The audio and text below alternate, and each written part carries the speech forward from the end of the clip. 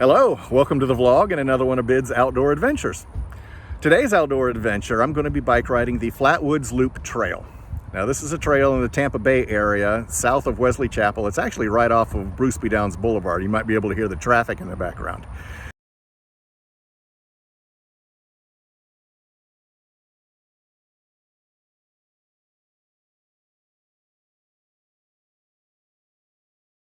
The trail itself is about 10 miles long and it's paved, so I brought my comfort bike today.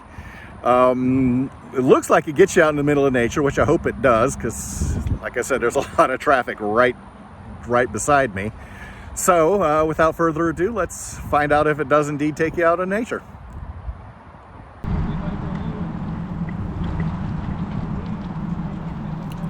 As I mentioned, this is the trail access point that's right off of Bruce B. Downs Boulevard. It's nothing fancy. You have these bathrooms right here, and there is a pay-to-park pay station, but that's only $2 and it gets you all-day parking.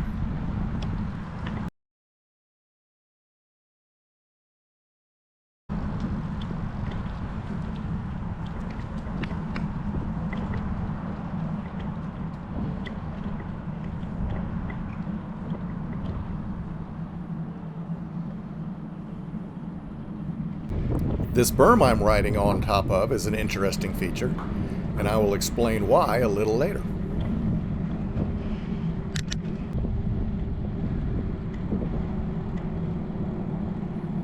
I had never ridden this trail before, so when I got to this intersection, I wasn't entirely sure which direction to go. Fortunately, the whole trail system is marked very clearly with these signs that tell which trail goes which direction.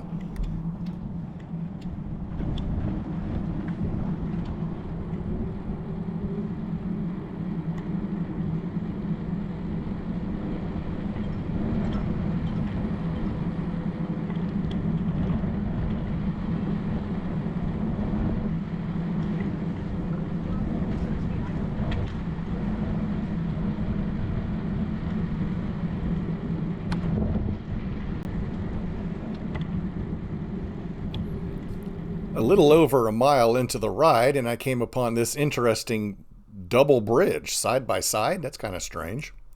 Well, that's something else I'll explain a little later.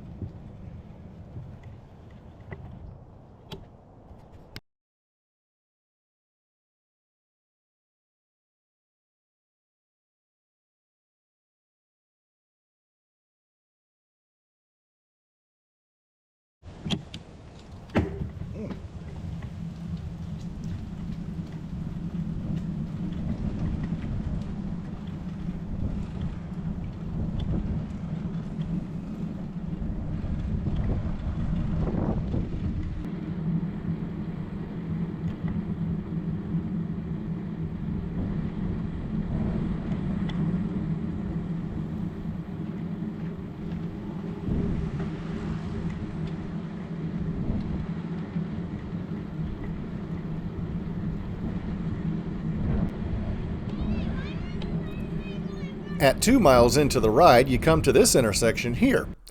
This is actually where the loop part of the Flatwoods Loop Trail begins. The first 2 miles of the ride are essentially just on a connector trail that leads you to the loop.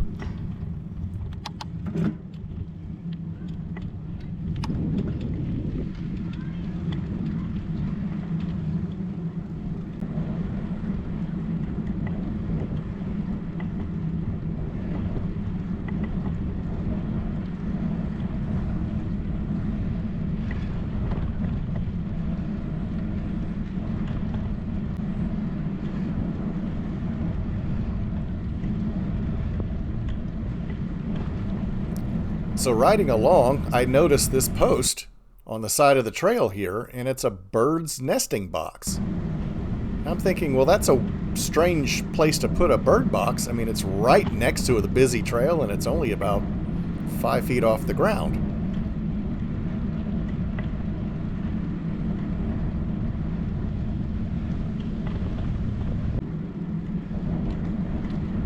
Really? Another bird box right next to the trail? Well, that just seems like a bad location to me.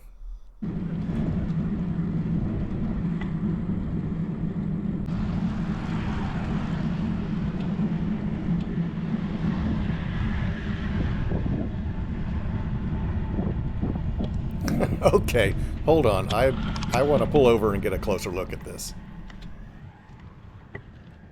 Bluebird. Yep, that's a nesting box. A bluebird nesting box, to be more specific. Turns out there's 56 of these bird boxes all along the loop trail, and last year in 2024 there were a total of 187 baby birds that hatched out and fledged from the nest. Well, shows what I know about raising baby birds.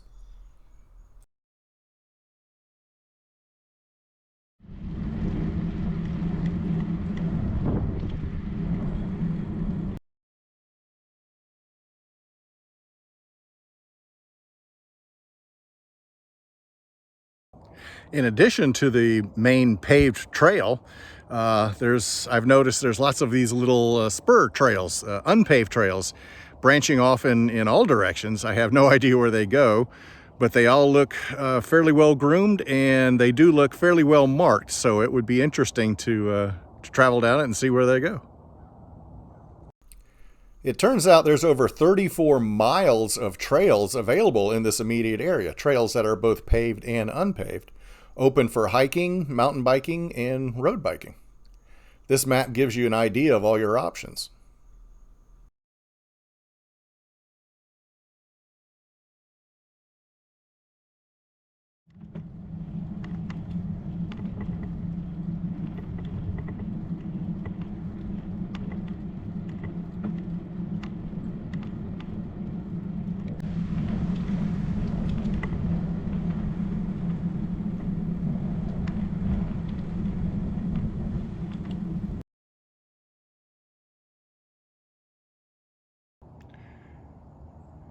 This is an area that obviously normally has a lot of water in it. You're looking at what is primarily cypress trees, and the water obviously flows in this direction. You can see the buildup of crud on that side of the grate. So the water comes here, flows underneath the trail, and continues out in that direction. Interestingly enough, just around the corner, probably just a couple hundred yards from where the water flows under the trail, come to a stand of a nice thick stand of pine trees and palmetto scrub, plants that do not like to be in swampy conditions. So it's just kind of another example of how just a few feet of elevation difference makes a big difference in the state of Florida.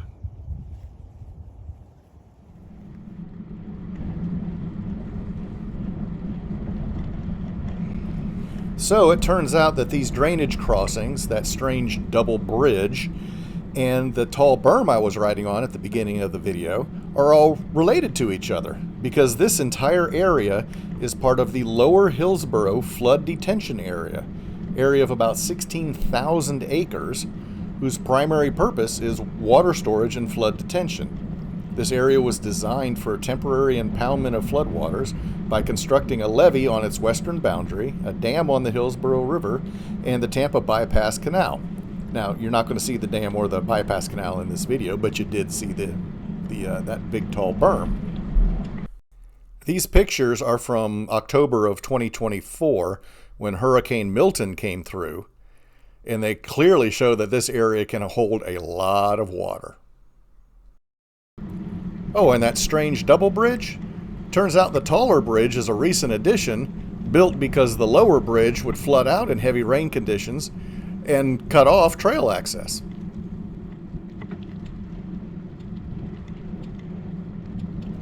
At this point, the main part of the loop trail actually veers off to the left, but I went to the right because I wanted to check out the Morris Bridge Road trail access point.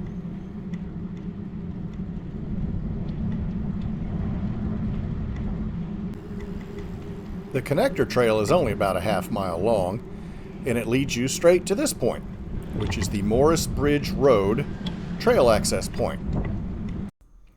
Paid parking, bathrooms, vending machines, and it has a little nature center inside.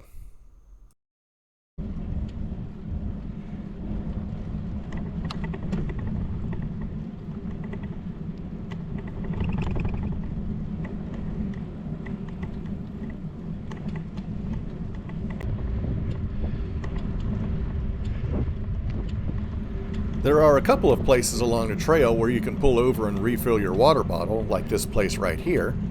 But if you want to just pull over and relax,